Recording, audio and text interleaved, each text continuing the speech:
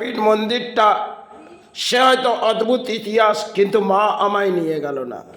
এর পেছনে বহু হয়তো ব্যাখ্যা করতে পারি।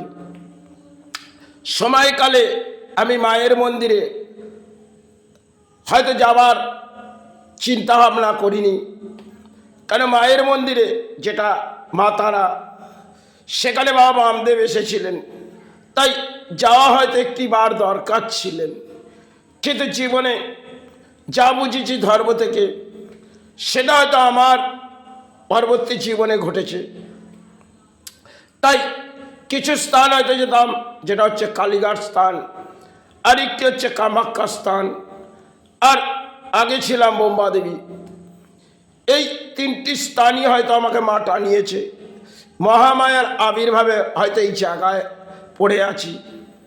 তাই মহামায়ার আবির্ভাব হয়তো জীবনে দর্শন করে চিৎকার করে গেছি, আর মা তারার সেবা হয়তো এই জায়গায় চালিয়েছি। কিন্তু দুমাকে এক জায়গায় তো রাখা যায় না, তাই তাকে কোনো জায়গায় দিয়ে এসেছিলাম। সময়কালে মায়ের সেবা করেছি এবং জীবনে আরও দুর্ভোগও এসেছে, কিন্তু দুর্ভোগটাকে আমাকে মেনে নিয়ে চলতে হয়েছে। হয়তো কর্মজীবন ভেঙে পড়েছে এবং বহু কিছু হয়তো মন্দির ভারতবর্ষের মাঝে আছে, কিন্তু কিছু জায়গায় আজও আমার যাওয়া হলো না, কারণ জীবনযাত্রার লড়াইটা হয়তো শেষ পথেই এগিয়ে যাচ্ছে। কারণ তারাপীঠ স্থানটা বহু সময় হয়তো একটা সময় আবেগ দিয়েছিলেন, সেটা বাবা বামদেব এসে, কেন তিনি বৈশিষ্ট্য হিসেবে যখন এসেছিলেন তখন এই আবেগ জাগেনি, এবং বাবা বামদেব চলে যাবার পর, স্বর্গলাভ হবার পর সমাজ ফুটে উঠেছিলেন। আর সেই সমাজে আজ হয়তো আমাদের মন্দিরগুলোয় সেখানে ব্যাখ্যাটা দিলে হয়তো সমাজের দুর্ভাগ্য লাগে, কারণ ধর্মস্থানগুলো একটি ব্যবসা হয়ে গেছে। সে ব্যবসাটা আমার জীবনে, এই ধর্ম নিয়ে ব্যবসা, এটা আমি কখনোই মেনে নিইনি।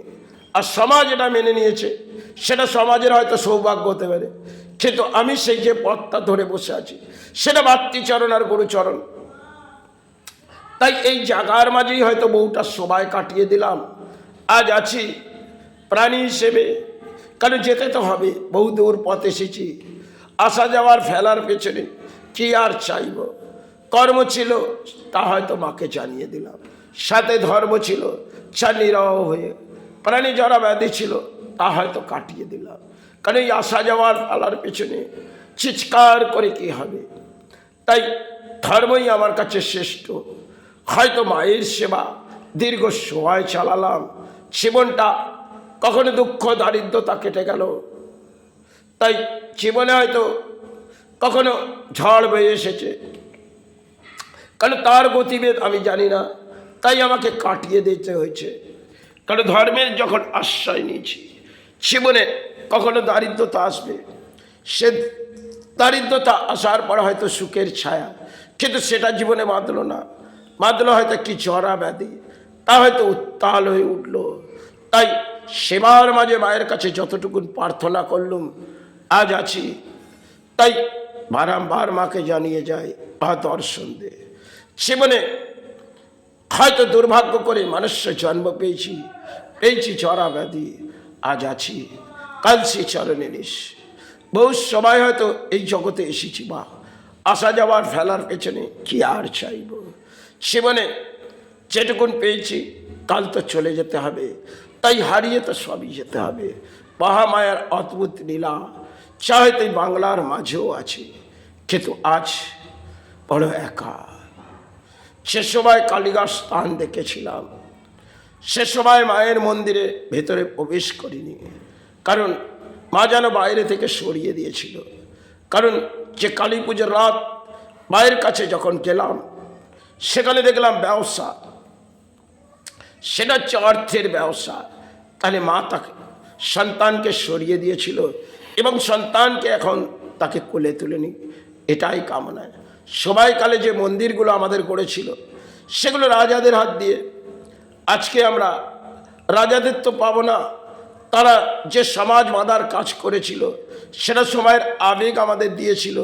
আর একটি করে ম্যাগনেট যেন তাদের সাধনার জগতে কাউকে বসিয়ে পাওয়ার দিয়েছে। সেটা আজ মনে হয় এই পাহাড়গুলো জাগানোর ক্ষমতা কারণেই। তাই মন্দিরগুলো হয়তো নির্মাণ করা হচ্ছে, সেবা দেওয়া হচ্ছে, বহু দান দেওয়া হচ্ছে, কিন্তু তিনি কি দান চেয়েছিলেন? যখন বাবা বামদেব এসেছিলেন তিনি তো বড় কষ্ট করেছিলেন, তাহলে সেবার মাঝে মামা করে চিৎকার করে দর্শন চেয়েছিলেন। জীবনে সে তো কিছুই চায়নি। তাই জীবনটা হয়তো দুঃখের মাঝে, জরা ব্যাধির মাঝে কেটে, তা নিয়ে নীরব হয়ে কেটে যেতাম। আজ আছি, কাল হয়তো শ্রীচরণে নিস। কারণ জীবনে যখন বহু কিছু পথ ঘুরেছি, তা হয়তো ধর্মের মাঝে ঘুরেছি, আর কিছু অধর্ম এসেছে, তা হয়তো মাথা পেতে মেনে নিয়েছি। কারণ কলির রাজ্যে বাস করেছি, তাতে অধর্ম আসবে, আর অধর্মকে বিনাশ করার তো আমার ক্ষমতা নেই। তবে যে যুগে এসেছি এটা কলির অংশের একটি এমন একটি ভাগ, সেখানে সমাজ ভেঙে পড়েছে।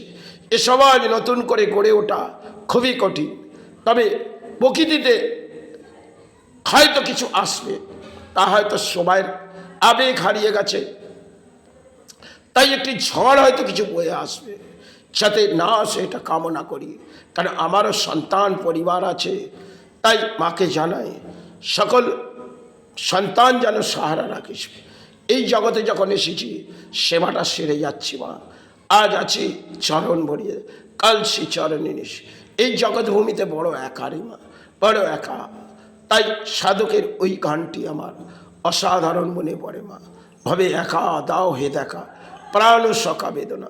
তিনি যে অপূর্ব গান গেয়েছে লিখেছিলেন মা, তা হয়তো তার জীবনে কিছু দুর্ভাগ্য ছিল, তাই সে দুর্ভাগ্য তিনি যখন মেনে নিয়েছে, তাই আমিও মাথা পেতে মেনে।